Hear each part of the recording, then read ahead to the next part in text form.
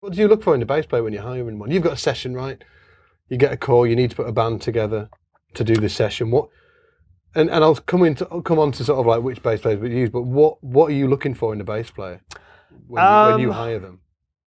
Well, I think these days, ears. Yeah, no, these days, I have a core maybe 4 to 6 people that I would always hire. Yeah, and what is it about those guys? Well, it's usually a combination of things. Like if I call like Sean Hurley first. Yeah. The reason why I'm calling him is because he's a great bass player. Yeah. But he's a really cool, very easy to hang out with guy. Great sense of Number humor. one, great sense of humor.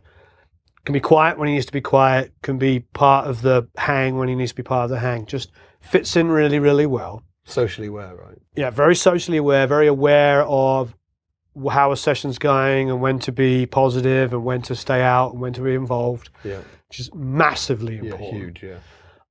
He then comes, I've never actually heard Sean play anything more than eighth notes in my life. I don't know if maybe once or twice on a song he's gone da da da da. Yeah. Most of the time he's rooting it.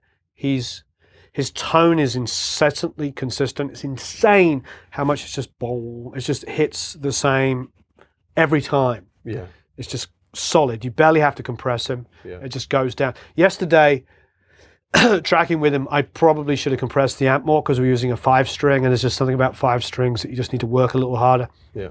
So when you're hitting low Bs, they have a world of their own. Yeah.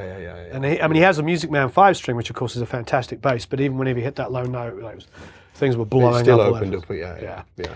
But in general, his technique is really consistent. But I would say the thing is, it's almost like a prerequisite when you're dealing with that level of player that they all deliver similar kind of things, and then other things become more important beyond the tone. So they're all decent players. Yeah, they're all great players. Then 2 things come into play. Number 1, personality, being able to fit into a studio situation. And then number 2, who they also play with on a regular basis. Yeah. That would also be somebody I would hire. The last thing I want to do is hire Sean and some unknown element of a drummer who may become highly recommended and they've never worked together. That's more, I'd rather hire a drummer I've never used before, but that's done 50 sessions with Sean. Because they're going to have a feel together, right? Yeah. Rather than hiring a drummer I've never used before who's come highly recommended, who Sean and he have never played together. And vice versa. Let's just say I go to Victor and Drizzo first, and I go, Victor, can you do this session? Or Blair Sinter first, can you do this session?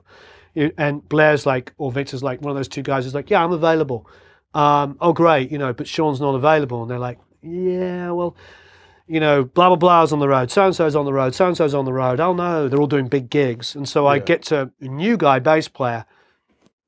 It's fine, new guy bass players play with them. I get one of their recommendations first before I'd ask anybody else. Yeah. Because you want to get somebody that they feel comfortable with. So I think the lesson is there, and this is very important. I think all musicians, the one thing we have to put aside is our own egos and try not to be competitive with other people. Yeah. Like, be friends with every bass player in your town. Yeah. Oh, yeah. Don't compete against the bass players because to get gigs from bass players, sub gigs. That's And be respectful of the situation. If you give John, the bass player down the street, the gig, or you give Lawrence, that idiot bass player.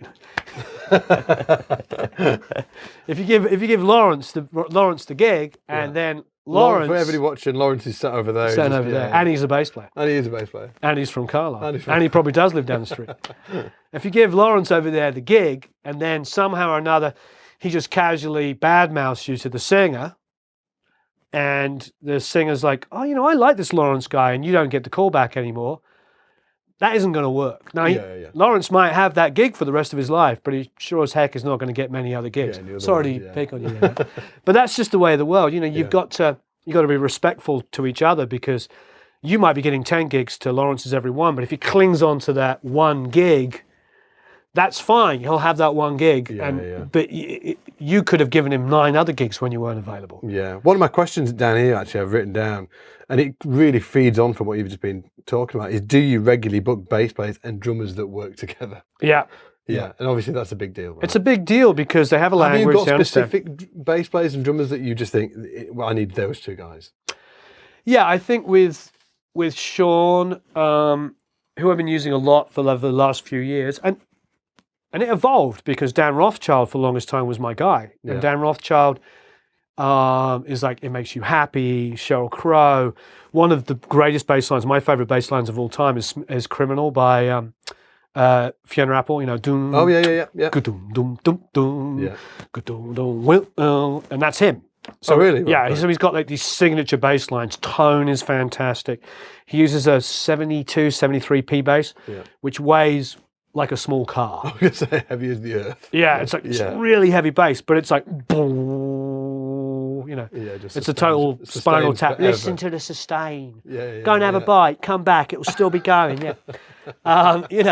It's like the most amazing bass tone, and the action's like this, and he's a great stand-up bass player. So I used him for years, and the only reason why I don't use him as much as I used to is because he's now touring with Huart. And it's like a full-time gig, and he's been doing it for the last 3 or 4 years. And Sean I'd use a splattering of, and after a while I started falling in love with Sean's playing, Sean's personality, and he also plays a lot with Victor Andrizzo. And Victor was my main drummer guy for a while. So it totally made sense. Yeah, totally made sense, but he also plays a lot with Blair Sinter. Yeah. And all that happens is Victor's kind of the movie star drummer, Get Him to the Greek. He's the drummer in Get Him to Greek. He does a lot of movie stuff as well, like with Lyle Workman, who does all of those scores for all those big movies. Yeah. And so he just started to get less available. And then Blair is equally as amazing a drummer. And so it wasn't so much that I was booking Blair more, it was that suddenly Sean was starting to focus a lot more on Blair. Now, next week that might all change. Yeah. But you end up like working with guys that play together. And I've had success with both of those. Blair played drums with me on a Madishahu song that was a hit. There's like things that I've done with different drummers and stuff that, there's a core amount of musicians that I have a certain amount of loyalty. I also believe in relationships are really important. Yeah. I try to maintain those relationships and be as respectful, in situations as possible, because when you're paying people, sometimes I don't get paid for 3 months.